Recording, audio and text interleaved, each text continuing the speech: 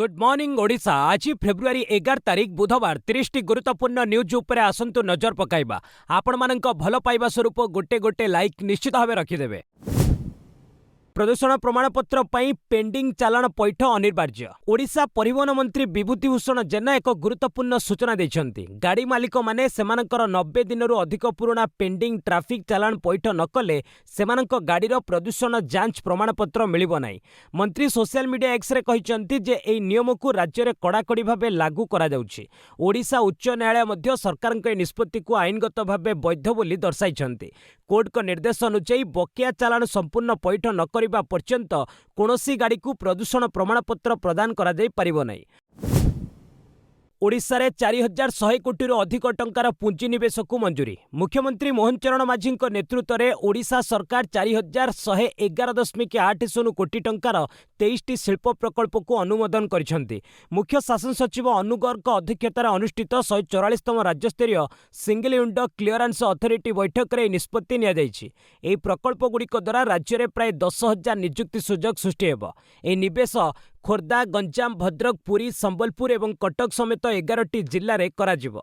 प्रमुख प्रकल्प गुड़िक मध्य खोर्धारे रेल उपकरण कारखाना और पोशाक शिल्प, गंजाम रे ड्रोन निर्माण केन्द्र एवं भद्रक रे जहाज निर्माण और मरामती शिल्प अंतर्भुक्त।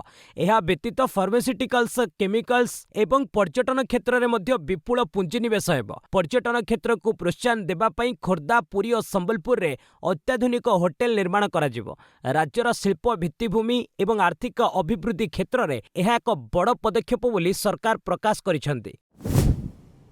शून्य टारिफ को दाबी अमेरिका जारी कला फैक्ट सीट। भारत एवं अमेरिका मध्य होइतिबा वाणिज्य चुक्ति को नहीं द्वंद्व वृद्धि पाई चली। अमेरिका सामग्री उपरे भारत कोनोसी शुल्क लगाइबनी बोली राष्ट्रपति डोनाल्ड ट्रम्प दाबी करिसेंती। एहाकु नै असामंजस्य स्थिति लागि रहिछि। एपरि स्थले अमेरिका फैक्ट सीट जारी करिछि।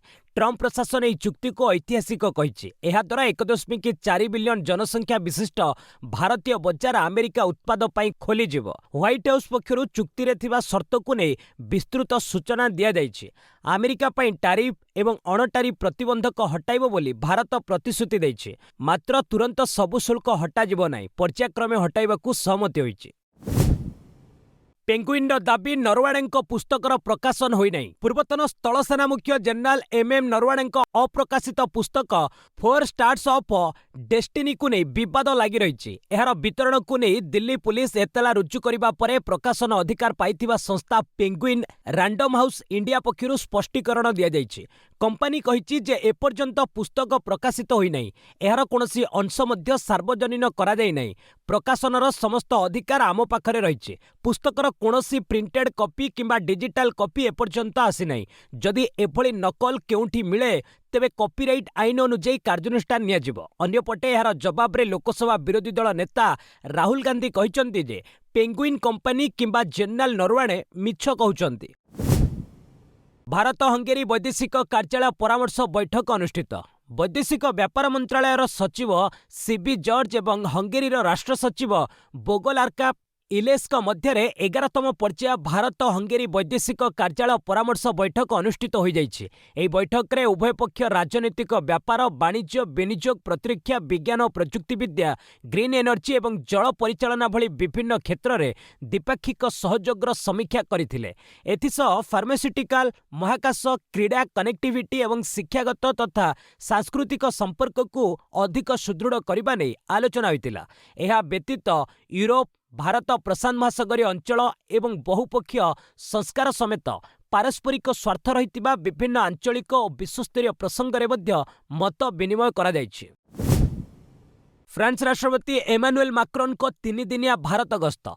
प्रधानमंत्री नरेंद्र मोदी निमंत्रण क्रमे फ्रांस राष्ट्रपति एमानुएल मैक्रोन चलित मास 17 तारिख रु 3 दिनिया सरकारी भारत गस्तरे आसुचंती। 19 तारिख रे से नुआ दिल्ली रे अनुष्ठित हेबाकु थिबा एआई इंपैक्ट सम्मेलन रे जोग देबे।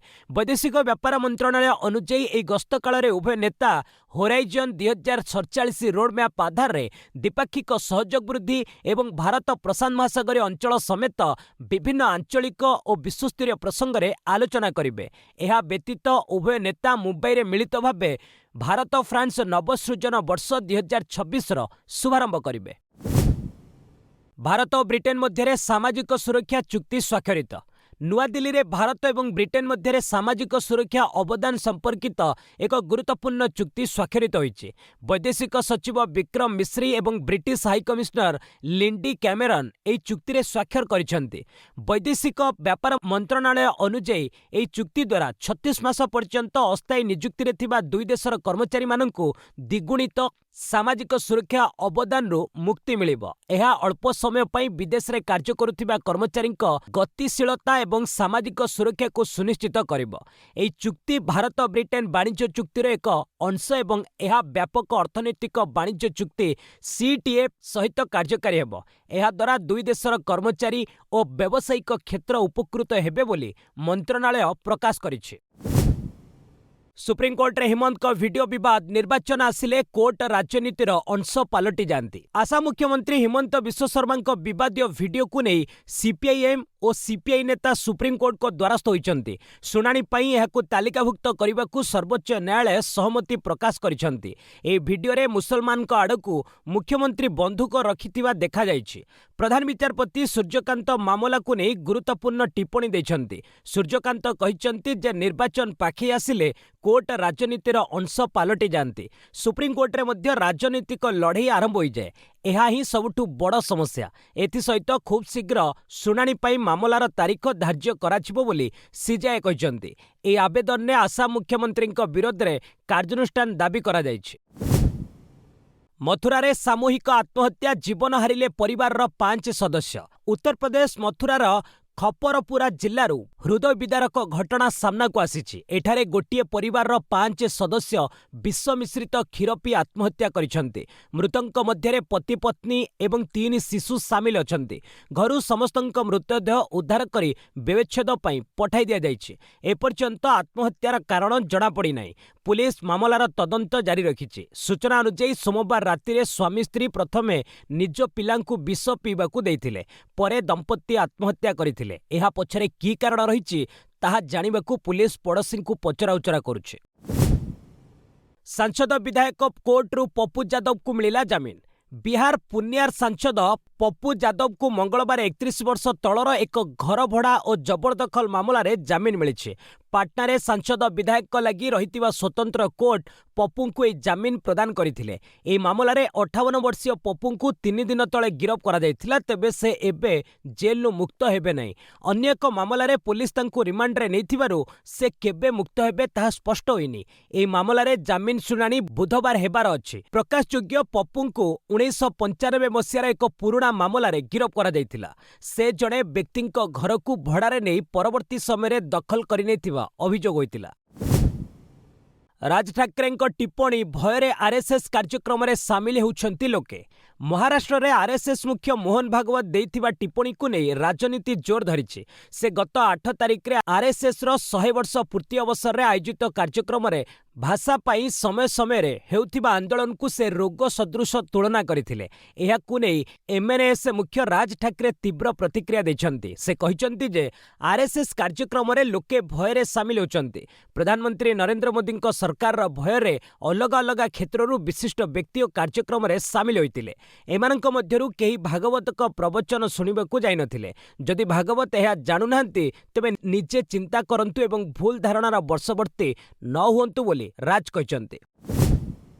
पंजाब रे ऑपरेशन प्रहार 2 गिरफ हेलेनी 5290 जन अपराधी। पंजाब रे अपराध गैंगस्टर एवं निशाद्रव्य अपव्यवहार आउ कोनोसी स्थान नहीं। आम आदमी पार्टी तथा आप सरकार राज्य रे आईन श्रृंखला संपर्क में पुणी थरे आभिमुख्य स्पष्ट रखी कड़ा कार्यानुष्ठान ग्रहण करिसेंति।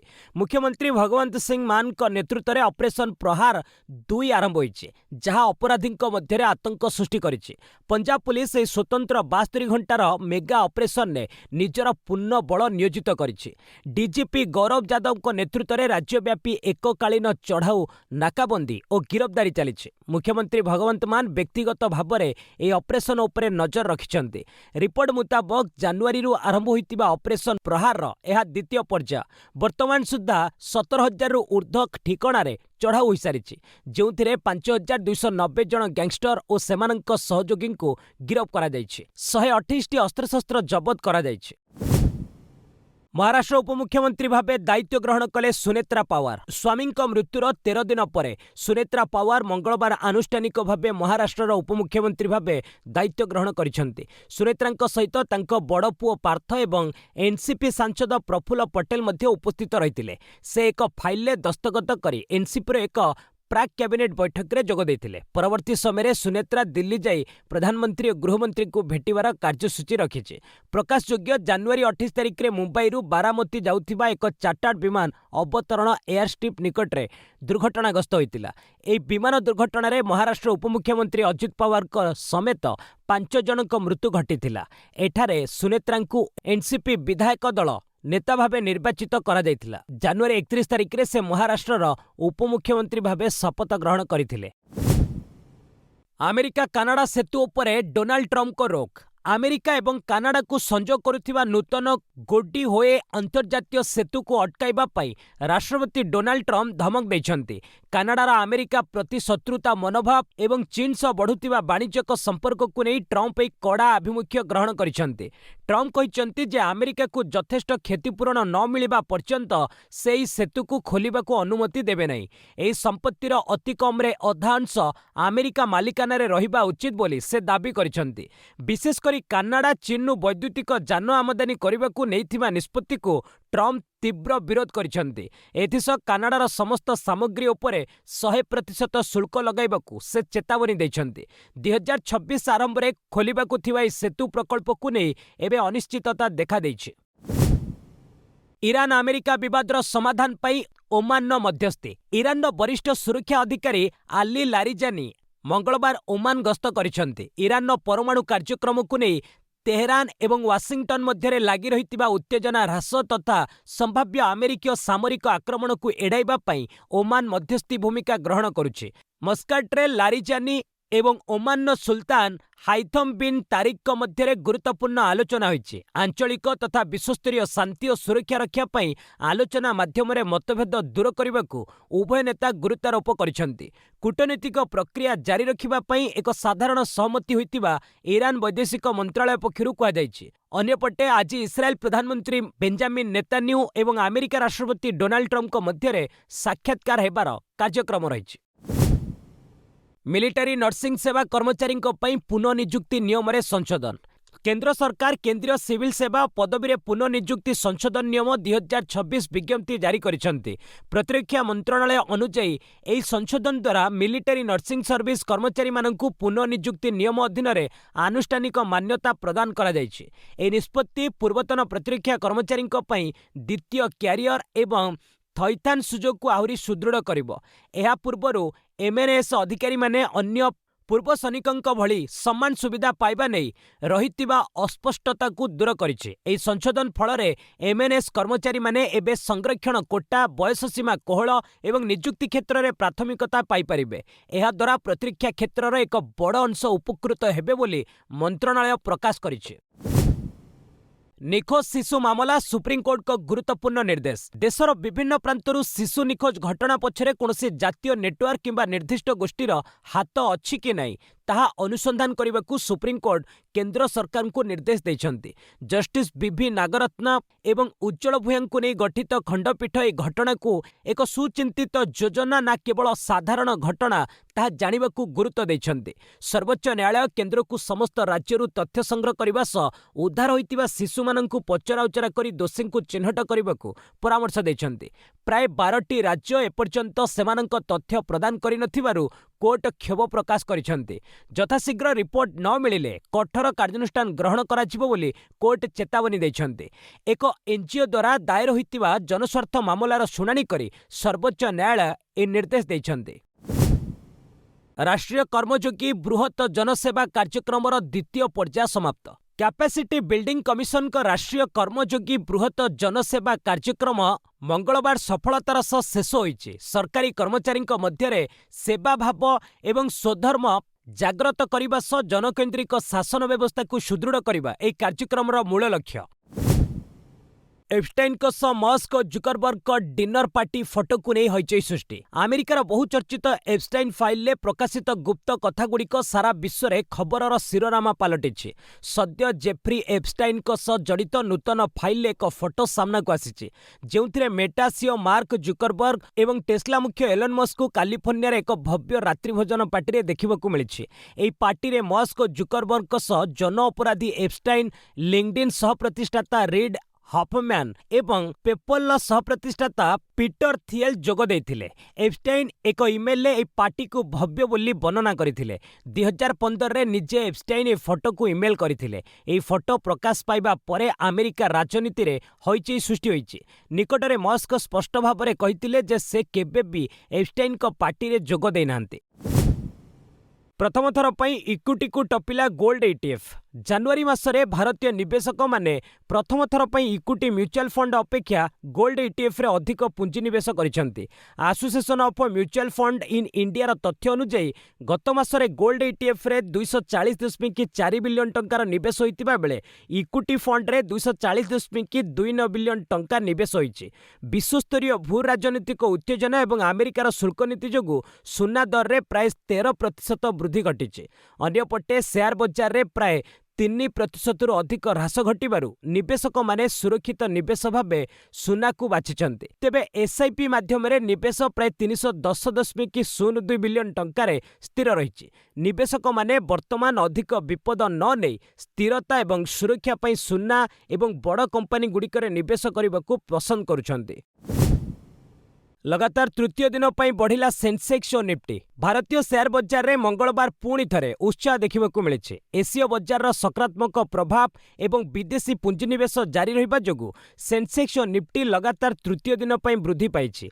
बीएसई सेंसेक्स 247.01 पॉइंट बढ़ी 84,312.76 अंक पहुंचीथिबा बेले एनएसई निफ्टी 80.25 पॉइंट वृद्धि सह 25,947.55 अंक पहुंची। मुख्यतः Titan, axis bank, TCS, Reliance एवं टाटा स्टील भली कंपनी गुड़िक लाभरे रहिचंती। अन्यपटे बजाज फाइनेंस, एसबीआई एवं एचडीएफसी बैंक शेयर मूल्य रे सामान्य ह्रास घटिछि। विशेषज्ञों अनुसार अमेरिका बजार सुदृढ़ स्थिति एवं भारत अमेरिका मध्य वाणिज्य चुक्ति को नहीं निवेशकों मध्य आशावादी मनोभाव सृष्टि होइछि।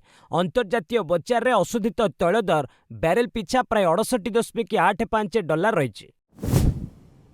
लीड का अर्धशतक विश्वकप रे विजय खाता खोलिला नेदरलैंड्स। यूरोपीय देश नेदरलैंड्स चलित टी20 विश्वकप रे प्रथम विजय हासिल करिछि। मंगलवार नुआ दिल्ली अरुण जेटली स्टाडियम रे खेला जाइथिबा ग्रुप ए रो एक मैच रे नेदरलैंड्स 7 विकेट रे नाम्बिया को हराई दैछि। प्रथमे बैटिंग करिथिबा नाम्बिया 8 विकेट रे 156 रन करिथिला। दल पक्षरु जॉन निकोल 42 रन करिथिले। नेदरलैंड्स रो बास डी लीड और लोगान भान बिक दुईटी लेखाए विकेट नैथिले। जवाब रे नेदरलैंड्स दल 2 ओभर बड़का थाई 3 विकेट हराई लक्ष्य हासिल कर नहीं। बैटिंग रे मध्य बास डी लीड 48 बॉल ले 72 रन अपराजित अर्धशतकीय पाली खेली। ऑलराउंडर प्रदर्शन लगी लीड श्रेष्ठ खिलाड़ी होते। एथिपूर्व नेदरलैंड प्रथम मैच रे 3 विकेट रे पाकिस्तान निकटरू हारी जाइथिला। दल एहार परवर्ती मैच रे 13 तारिख रे अमेरिका को भेटिबो। मोहात्रेंकु स्वतंत्र जर्सी उपहार कले सचिन। 19 वर्षरू कम आईसीसी दिनिकिया विश्वकप विजयी भारतीय दलर अधिनायक आयुष मोहात्रेंकु स्वतंत्र उपहार मिली। क्रिकेट किंवदंती सचिन तेंदुलकर निजर खेल जीवनर एक टेस्ट जर्सी आयुष को उपहार आकार रे प्रदान करथिले। जोंथिरे प्रियर आयुष तुमर क्यारियर सफलता कामना करुछि बोली लेखा उल्लेख रहिछि। सेइबोली कठिन परिश्रम कर, लोकंक द्वारा प्रभावित न होई खेल उपरे ध्यान देबा भली उपदेश सचिन एही अवसर रे आयुष को देथिले। भारत पाकिस्तान टी20 विश्वकप मैच सुनिश्चित, पाकिस्तान खेलिबाकू राजी। कोलंबो रे हेबाकू थिबा आईसीसी पुरुष टी20 विश्वकप हाई वोल्टेज मैच रे भारत विपक्ष रे खेलिबा पई पाकिस्तान निज सम्मति प्रकाश करिछि। पूर्वरु मैच बहिष्कार करबाकू नै लागि रहितिबा अनिश्चिततार अंत घटाई पाकिस्तान सरकार गतकाली विलंबित राति रे निजर निष्पत्ति बदलाइछन्ति। एही खबर प्रकाश पाइबा परे कोलंबो रे क्रिकेट प्रेमीक मध्य रे प्रबल उत्साह देखा मिली।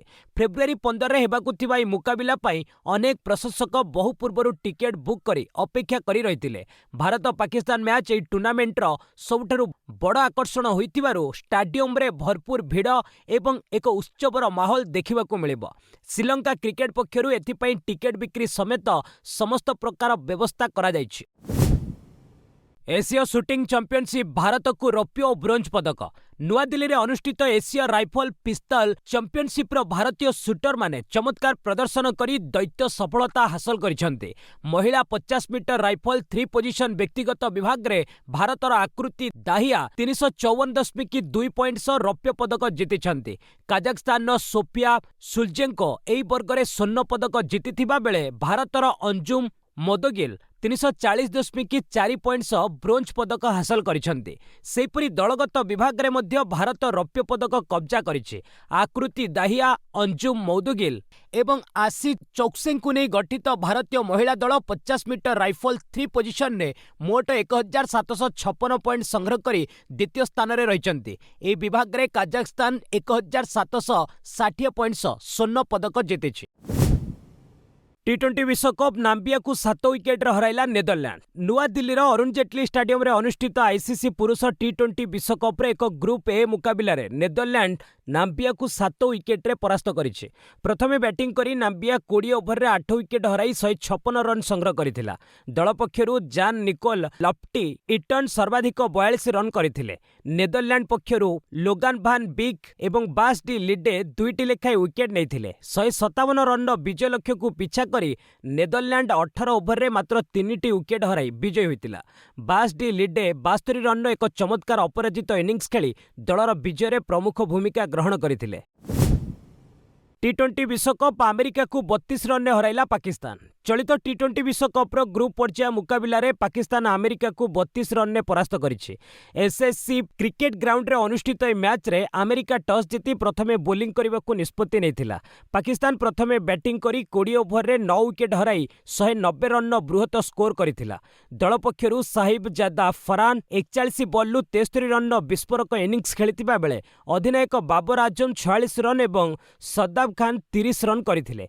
अमेरिका पक्षरु साडली भान स्कालकुइक सर्वाधिक 4टी विकेट नैथिले। 191 रन विजय लक्ष्य नहीं पड़िया को ओह्लाइथिबा अमेरिका दल 20 ओभर रे 8 विकेट हराई 158 रन करने को सक्षम होइतिला। दल पक्षरु शुभम रंजाने 51 रन एवं सायन जहांगीर 49 रन करथिले दल को विजयी कराई पारि नथिले। पाकिस्तान पक्षरु उस्मान तारिक 3टी एवं सद्दाम खान 2टी विकेट नैथिले। साहिबजादा फरहान को तांकर चमत्कार बैटिंग पई प्लेयर ऑफ द मैच विवेचित करा जायतिला। रणजी ट्रॉफी इनिंग्स विजय सह सेमीरे बेंगल। आंध्र प्रदेश को एक इनिंग्स और 90 रन रे परास्त करी बेंगल अंतिम तथा चतुर्थ दल भावे चलित रणजी ट्रॉफी सेमीफाइनाल रे प्रवेश करिछि। कोलकाता रे अनुष्ठित ई मैच रे 334 रन पछरे थाई आंध्र प्रदेश मंगलवार द्वितीय इनिंग्स रे 244 रन करी ऑल आउट हो जाइतिला। नीतीश कुमार रेड्डी 90 रन लढुआ इनिंग्स खेलिथिले मध्य दल को पाळी पराजयरु रक्षा करि पारि नथिले। पूर्वरु ई मैच रे बैटिंग आमंत्रण पाइथिबा आंध्र प्रदेश प्रथम इनिंग्स रे 295 रन ने सीमित रहितिला। जवाब रे घरोई बेंगल सुदीप घरामी आकर्षणीय द्विशतक बल रे 629 रन करिथिला। सुदीप 596 बॉल खेली 299 रन ने दुर्भाग्यजनक भावे आउट होइतिले। फेब्रुआरी 15 रु सेमीफाइनाल आरंभ हेबो। उत्तराखंड और कर्नाटक मध्य प्रथम, जम्मू काश्मीर और बेंगल मध्य द्वितीय सेमीफाइनाल खेला जिवो। विवाद परे बदलिबो मनोज बाजपेयी फिल्म घुसखोर पंडितर नाम। मनोज बाजपेयी अभिनीत आगामी ओए फिल्म घुसखोर पंडित को नहीं सृष्टि होइतिबा विवाद परे एहार नाम परिवर्तन कराजिबो बोली नेटफ्लिक्स दिल्ली हाईकोर्ट को जणाइछि। एही फिल्म ब्राह्मण संप्रदाय को अपमानित करुथिबा अभियोग करी उत्तर प्रदेश मुख्यमंत्री योगी आदित्यनाथ एफआईआर दायर करबाकू निर्देश देइथिले। चलचित्रर शीर्षक विवादीय एवं सांप्रदायिक भावे अपमानजनक बोली दर्शाई एहार मुक्तिलाभ उपरे रोक लगाइबाकू हाईकोर्ट रे एक आवेदन करा जाइथिला। जस्टिस पुरुषेंद्र कुमार कौरव निकट में शुणाणी बेले नेटफ्लिक्स पक्षरु कहा जाइछि जे लोकंक आपत्ति को दृष्टि रखी प्रयोजक यार नाम बदलाइबाकू एक सचेतन निष्पत्ति नेछन्ति। नूतन नाम चलचित्रर कहानी को अधिक सटीक भावे प्रतिफलित करिबो बोली प्रयोजक कहिसन्ति। जननायक सिनेमा सेंसर बोर्ड विरोध में आवेदन प्रत्याहार कले प्रयोजक। अभिनेता विजय आगामी चलचित्र जननायक ପ୍ରଯୋଜନା ସଂସ୍ଥା କେଭିଏନ୍ ପ୍ରଡକ୍ସନକୁ ମାଦ୍ରାସ ହାଇକୋର୍ଟ ସେମାନଙ୍କ ଆବେଦନ ପ୍ରତ୍ୟାହାର କରିବାକୁ ଅନୁମତି ଦେଇଛନ୍ତି। କେନ୍ଦ୍ରୀୟ ଚଳଚ୍ଚିତ୍ର ପ୍ରମାଣନ ବୋର୍ଡ ପକ୍ଷରୁ ସାର୍ଟିଫିକେଟ୍ ପ୍ରଦାନରେ ବିଳମ୍ବକୁ ଚ୍ୟାଲେଞ୍ଜ କରି ଏହି ମାମଲା ଦାୟର ହୋଇଥିଲା। ପ୍ରଯୋଜକ ସଂସ୍ଥା ଏବେ ଆଇନଗତ ଲଢ଼େଇ ପରିବର୍ତ୍ତେ ବୋର୍ଡର ସଂଶୋଧନ ଓ ପୁନଃ ସମୀକ୍ଷା ପ୍ରକ୍ରିୟା ସହ ଆଗକୁ ବଢ଼ିବାକୁ ନିଷ୍ପତ୍ତି ନେଇଛି। ରାଜନୀତିରେ ପ୍ରବେଶ କରିବା ପୂର୍ବରୁ ଏହା ବିଜୟଙ୍କ ଶେଷ ଚଳଚ୍ଚିତ୍ର ହୋଇଥିବାରୁ ଏହାକୁ ନେଇ ବେଶ୍ ଗୁରୁତ୍ୱ ରହିଛି। ପୂର୍ବରୁ ସିବିଏଫ୍ସି କହିଥିଲା ଯେ ଚଳଚ୍ଚିତ୍ରର କିଛି ଦୃଶ୍ୟ ଧାର୍ମିକ ଭାବନାକୁ ଆହତ କରୁଥିବା ଏବଂ ସଶସ୍ତ୍ର ବାହିନୀକୁ ଭୁଲ ଭାବେ ଚିତ୍ରଣ କରୁଥିବା ନେଇ ଅଭିଯୋଗ ଆସିଥିଲା। ଏହି ମାମଲାରେ ପୂର୍ବରୁ ଜଣିକିଆ ଖଣ୍ଡପୀଠ ପ୍ରଯୋଜକଙ୍କ ସପକ୍ଷରେ ନିର୍ଦ୍ଦେଶ ଦେଇଥିଲେ ହେଁ ପରେ ଡିଭିଜନ ବେଞ୍ଚ ଏହା ଉପରେ ରୋକ ଲଗାଇଥିଲେ। ବସ୍ ଆଜି ପାଇଁ ଏଇଠି ରଖିବା, ପୁଣି ନେଇ ଆସିବି ଲେଟେଷ୍ଟ ଅପଡେଟ୍। ସେ ପର୍ଯ୍ୟନ୍ତ ବିଦାୟ ନେଉଛି। ଜୟ ହିନ୍ଦ, ଜୟ ଭାରତ।